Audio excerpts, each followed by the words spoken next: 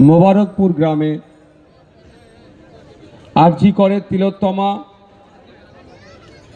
তার স্মরণে নদিয়ার তামান্নাকে যে খুন করেছে, 9 বছরের একটি বাচ্চা ক্লাস 4-এ পড়তো, তার স্মরণে এবং আনিস খানের স্মরণে একটি রক্তদান শিবির হচ্ছে। ইতিমধ্যেই 100 জনের অধিক রক্তযোদ্ধা রক্ত দিয়ে, তোমরা তো দায়িত্বশীলেরা, তোমরা এখানে দাঁড়িয়ে কি করছো? এদিকে সরে আসো না, মানুষকে দেখতে দাও না, সুযোগ করতে দাও। ভলেন্টিয়ার ব্যাচ লাগিয়ে এখানে এসে ডিস্টার্ব করছে।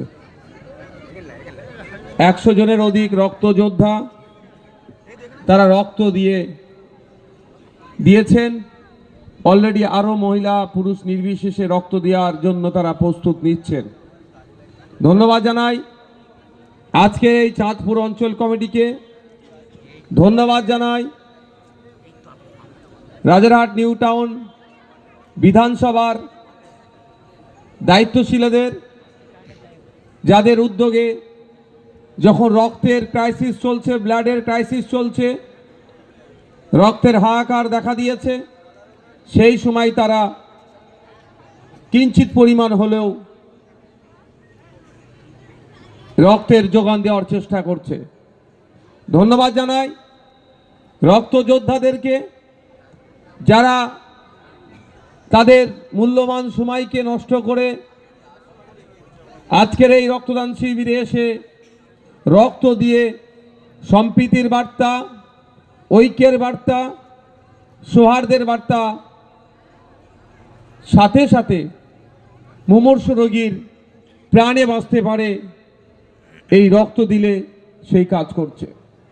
ধন্যবাদ জানাই মিডিয়ার বন্ধুদের, যারা বিভিন্ন স্ট্রিমের মিডিয়া আছে, যাদের প্রচেষ্টায় আমাদের এই আনিসের স্মরণে, আমাদের তিলোত্তমার স্মরণে, আমাদের তামান্নার স্মরণে যে রক্তদান শিবির করছি, সেটা শুধু মোবারকপুর নয়, শুধু চাঁদপুর অঞ্চল নয়, বা রাজারহাট নিউ টাউন বিধানসভা নয়, রাজ্যের বিভিন্ন কোণায় ছড়িয়ে দিতে সহযোগিতা করছে। ধন্যবাদ জানাবো প্রশাসনের কর্তাদের, প্রশাসনকে, যে যাদের সহযোগিতায় সুষ্ঠুভাবে এই প্রোগ্রামটা সম্পন্ন হতে চলেছে। বন্ধুগণ, 3টে যে নাম আমরা দেখছি, 3টে নামই কিন্তু পরিচিত আমাদের কাছে। প্রথম হচ্ছে আরজি করে তিলোত্তমা। কেউ ভুলে গিয়েছি নাকি? যদি আমরা ভুলে যাই, আমাদের মতো অপরাধী আর দ্বিতীয় কেউ থাকবে না। কারণ আরজি করে তিলোত্তমা